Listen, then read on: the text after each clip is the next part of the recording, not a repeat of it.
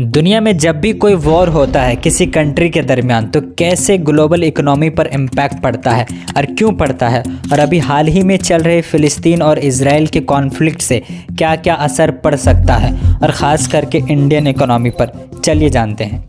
मैं इस वीडियो को ज़्यादा लंबा नहीं करूँगा, सिर्फ 5 मिनट के अंदर ख़त्म कर दूँगा 2 पार्ट में, और दूसरा पार्ट बहुत ही ज़्यादा अहम है।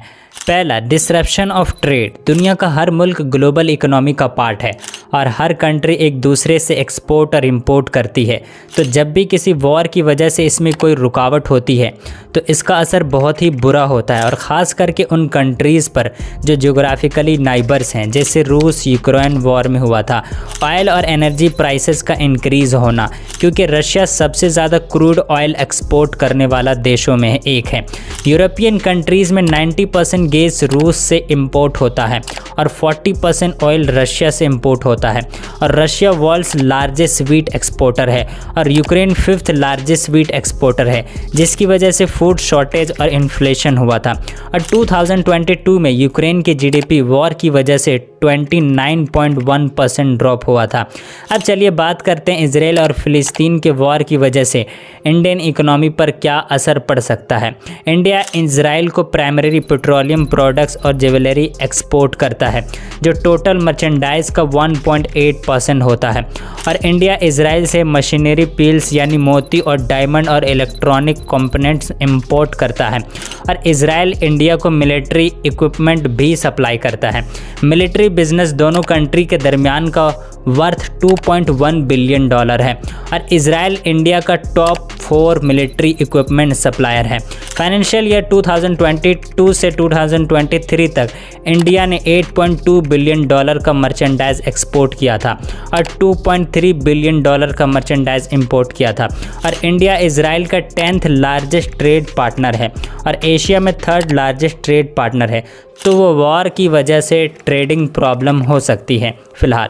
दूसरा, ऑयल प्राइसेस का इंक्रीज़ होना। क्रूड ऑयल मिडिल ईस्ट का एक बहुत ही पावरफुल वेपन है, और हिस्टोरिकली जब भी मिडिल ईस्ट में किसी तरह का क्राइसिस होता है तो ऑयल प्राइसेस बढ़ते हैं, और इस बार भी ये वॉर मिडिल ईस्ट में है। IMF के मैनेजिंग डायरेक्टर के अकॉर्डिंग इस वॉर में दूसरी कंट्रीज़ भी अगर इन्वॉल्व होती है, ख़ास करके ईरान, तो ऑयल प्राइसेस 70% के साथ बढ़ सकता है, जो कि बहुत ही ज़्यादा है।